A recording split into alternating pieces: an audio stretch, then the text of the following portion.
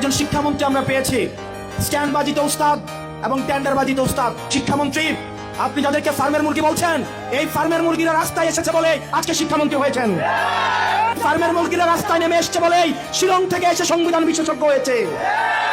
এই ফার্মের মুরগিরা রাস্তায় এসেছে বলেই আজকে লন্ডন থেকে এসে বাংলাদেশের প্রধানমন্ত্রিত্ব করছে। মাননীয় শিক্ষামন্ত্রী সব জায়গায় গিয়ে বলে নকল আর চলবে না। আপনি পরীক্ষার প্রশ্নের মধ্যে 2টা সৃজনশীল আপনি ভুল দিয়ে রেখেছেন। একটা পরীক্ষার্থীর তখন মানসিক অবস্থা কি ধরনের হয় একবার চিন্তা করেন।